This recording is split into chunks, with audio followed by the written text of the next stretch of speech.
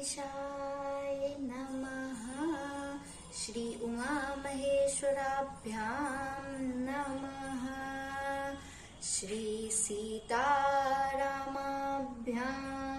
नमः। नारायणं नमस्कृत्य नरं चैव नरोत्तमं देवीं सरस्वतीं व्यासं ततो जयमुदीरयेत्।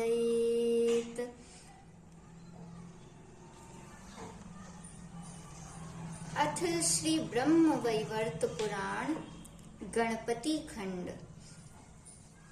नारद जी ने पूछा, भगवन, जो सर्वोत्कृष्ट मूढ़ों के लिए ज्ञान की वृद्धि करने वाला तथा अमृत का उत्तम सागर है, उस अभीप से प्रकृति खंड को तो मैंने सुन लिया।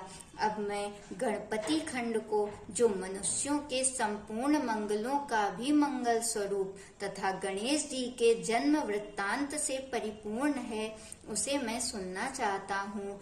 जगदीश्वर, भला पार्वती जी के शुभ उदर से सुर श्रेष्ठ गणेश जी की उत्पत्ति किस प्रकार हुई? किस प्रकार पार्वती देवी ने ऐसे पुत्र को प्राप्त किया? गणेश जी किस देवता के अंश से उत्पन्न हुए? क्या वे अयोनिस थे? उनका ब्रह्म तेज कैसा था? उनमें कितना पराक्रम था? उनकी तपस्या कैसी थी? वे कितने ज्ञानी थे तथा उनका यश कितना निर्मल था? जगदीश्वर नारायण, शिव और ब्रह्मा के रहते हुए भी संपूर्ण विश्व में गणपति की अग्र पूजा क्यों होती है? वे हाथी के समान मुख वाले एक दंत कैसे हो गए? हे महाभाग, पुराणों में उनके रहस्यमय जन्म वृत्तांत का वर्णन किया गया है।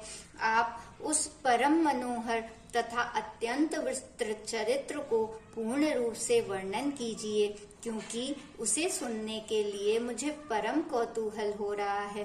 श्री नारायण ने कहा, हे नारद, मैं उस परम अद्भुत रहस्य का वर्णन करता हूँ। सुनो, वह पाप संताप का हरण करने वाला, संपूर्ण विघ्नों का विनाशक, समस्त मंगलों का दाता, सार रूप निखिल श्रुतियों के लिए मनोहर सुखप्रद मोक्ष का बीज तथा पापों का मूलोच्छेद करने वाला है।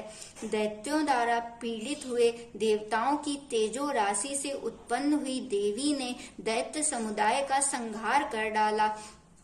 तत्पश्चात वे दक्ष की कन्या होकर प्रकट हुईं। उस समय उनका नाम सती था। उन्होंने अपने स्वामी शिव जी की निंदा होने के कारण योग द्वारा अपने शरीर का परित्याग कर दिया और फिर शैलराज की प्रिय पत्नी मैनावती के गर्भ से जन्म लिया। पर्वतराज ने उन पार्वती जी का विवाह भगवान शंकर के साथ कर दिया। तब महादेव जी उन्हें साथ लेकर निर्जन वन में चले गए। एक बार पार्वती जी ने श्री शंकर जी से एक श्रेष्ठ पुत्र के लिए प्रार्थना की। इस पर महादेव जी ने कहा, हे पार्वती, मैं उपाय बतलाता हूँ, सुनो। उससे तुम्हारा परम कल्याण होगा, क्योंकि त्रिलोकी में उपाय करने से कार्य सिद्धि होती ही है। मैं तुमसे जिस उपाय का वर्णन करूंगा वह संपूर्ण अभीष्ट सिद्धि का बीज रूप, परम मंगलदायक तथा मन को हर्ष प्रदान करने वाला है। हे वरानने, तुम श्री हरि की आराधना करके व्रत आरंभ करो। 1 वर्ष तक इसका अनुष्ठान करना होगा। इस व्रत का नाम पुण्यक है। यह महाकठोर कल्प तरु के समान अभीष्ट सिद्ध देने वाला, उत्कृष्ट सुखदायक, पुण्यदाता, सार रूप, पुत्रप्रद और समस्त संपत्तियों को देने वाला है।